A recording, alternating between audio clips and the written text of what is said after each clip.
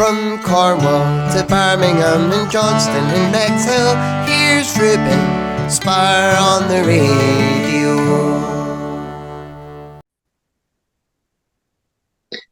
Hello to Spencer Gale. How are you today? Hello, I'm doing great. How are you, Ruben? I'm very well, thank you. Thank you for letting me interview you today. So, can you tell me how long have you been a singer-songwriter for? Well, I started writing songs when I was about 15, and I wrote a lot in high school and actually came out with an album back then that I just, self-distributed in my area. But I just kind of got back into it this last summer after seeing a Louis Tomlinson concert. I got inspired again and just had to start writing. So technically for about 20 years, but there was a big gap in there. So, what was it like going to the first recording studio when you first started? What was that like? So I'm very lucky. My dad has a home studio, and he has for years. And so I recorded that first album in his studio, and that's where I record now. So it's very casual. My mom is in the other room babysitting my children while I'm working with Dad, and so yeah, it's lots of fun. He's great too. He helps with everything, the recording, the editing, and helps. When I need to bounce ideas off of someone, he's right there. So, can you tell me more about your debut album that released in 2003 called Hello Dreamer? Yeah, so we didn't have streaming platforms back then. So we recorded and published this album, and when I was 16 years old, when we put it out, and I was very proud of it. Sort of wish that there had been streaming platforms back then to get it out to the rest of the world, but we just distributed it in my hometown. And then just recently, I've been posting and distributing more of my current music, and I realized, what's stopping me from just putting that back out there for others to hear. So it's been a trip down memory lane to listen to those old songs. I hadn't listened to them in probably 18 years. So yeah, that's been a lot of fun to revisit. So is that still on CD, or I know it's on streaming devices now, but it's still got it on CD? I don't have a copy of it on CD. I've been getting messages from all of my high school friends saying they still have their copies from back in the early 2000s. So it's floating around there somewhere, but no, we're not distributing it on CD anymore. Just for streaming at this point. That's a shame. I prefer the old physical CD. So if you ever think about releasing it on CD, bear me in mind. Okay, I will. So, can you tell me why has there been a gap between releasing your first album to releasing your debut single last year? Yeah. So, I mean, really, I'm sure a lot of artists sort of have this story, especially women. I did a lot of that when I was younger, and then I sort of did what I thought I was supposed to do. And I went to college and became a teacher and a wife and a mother, and lived the domestic life and still do. And then, my kids are 7 and 10, and they don't need me quite as much anymore. And so, yeah, it's there was just a big gap of a lot of normal life living, but I've been so happy to get back into this. It feels like there's been something missing for the last 20 years that is finally feeling right again. So yeah, happy to be back in it. Was it strange for you to go back in your dad's recording studio after all that time away? It didn't really feel like any time had passed, to be honest. I mean, we've been doing music together that entire time. We've, just for fun, not necessarily recording, but just playing together and, doing little performances here and there. We've worked together doing some musical theater things. And so it really didn't feel like much time had passed. And he says I'm just as picky now as I was back when I was a teenager. So can you tell me more about the first single that released last year called For the Best? Oh yeah, so that song is about motherhood. I would say it's sort of a genre of its own. It's sort of different from the other things I've put out, just sort of a piano ballad. But it deals with the, thinking about the sacrifices that mothers make for their children, but then, also realizing that you would never take those sacrifices back because they, have brought you your children and your motherhood, and wouldn't give that up for anything. So it's for the best. So can you tell me more about how it's going to be? How it's going to be is definitely one of my more folksy numbers. It's a cute song about unrequited love. It's about wishing that person that you have a crush on or feel a certain way about, wishing that they'd feel the same way about you, and knowing that that's not going to happen. My dad actually played guitar for me on that one. He's a great folk and bluegrass guitar player, and so we worked together on that song, and it turned out sort of folksy and just sweet. So where'd you get your creative ideas from?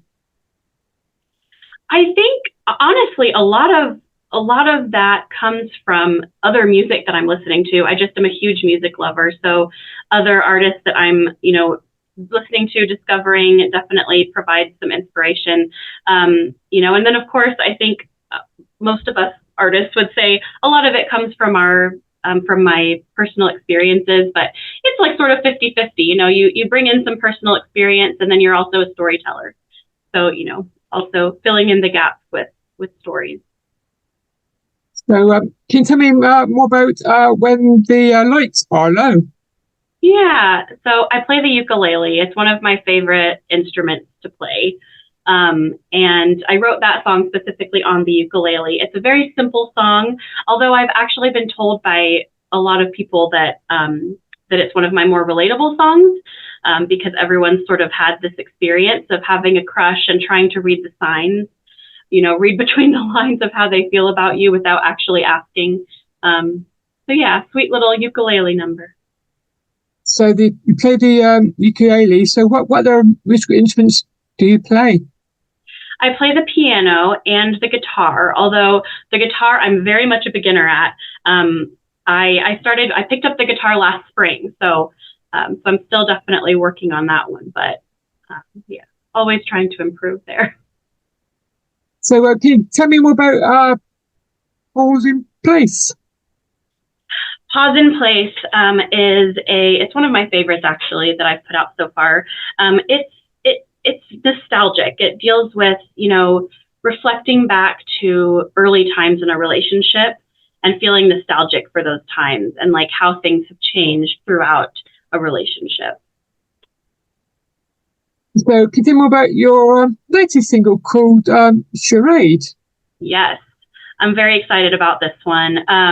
This reflects on the experiences of people who have felt like they have to mask or hide certain parts of themselves, including their dreams and their own ambitions based on what they think society wants them to do, or how they should fit in. And it's also about those communities supporting each other and lifting each other up and helping each other get out of those situations where you're always trying to meet the expectations that society puts on you. So it's sort of a folk pop ballad, and I've really been enjoying it. So what kind of music genres do you like to songwrite? Well, like as far as genre or yeah. So I think I fall back into the folk world a little bit just because of my Kansas roots, being from Midwest.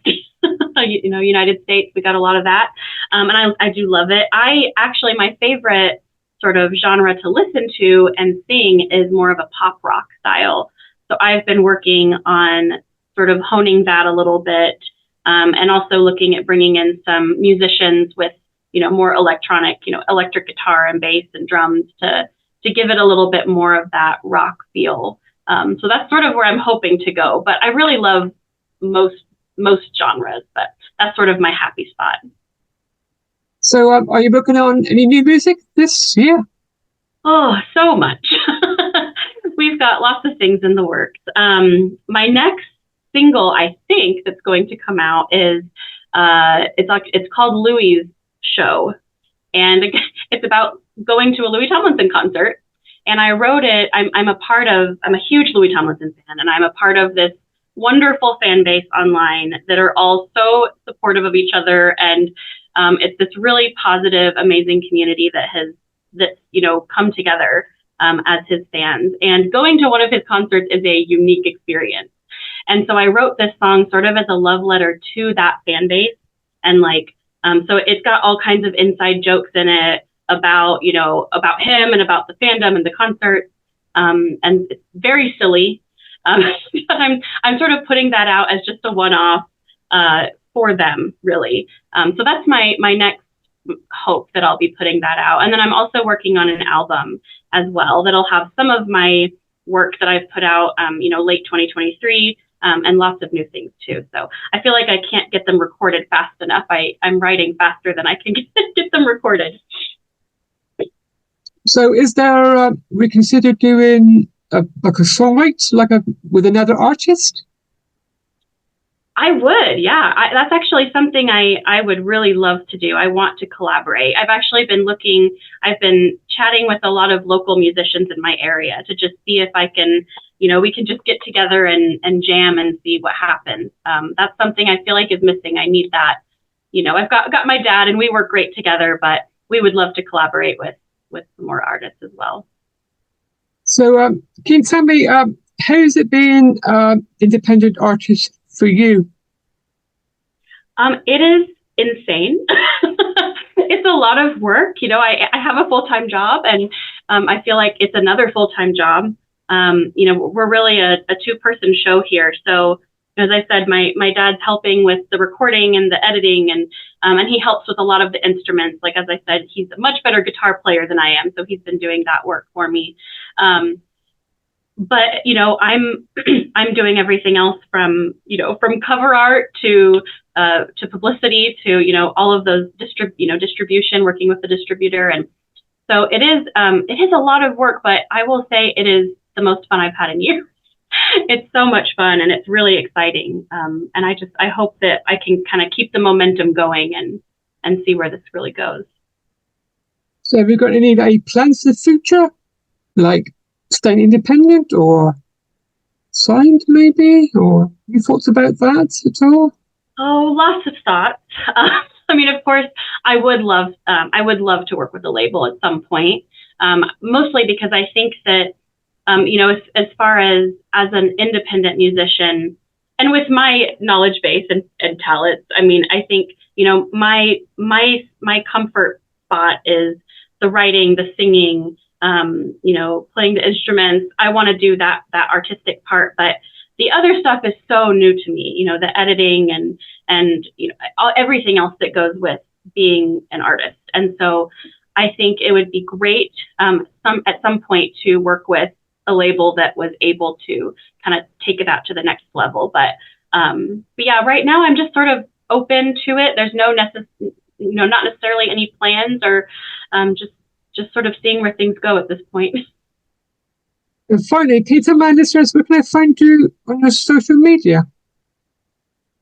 Yeah, so on Instagram and TikTok, I'm just at Spencer Gale Music, and then my YouTube is Spencer Gale Official, and then yeah, I'm on all the streaming platforms right now, so Spotify, Apple Music, all of that. Thank you for letting me chat to you today. It was so nice to chat to you. Thank you so much. Enjoy the rest of your day. You too. Bye. Goodbye. Goodbye.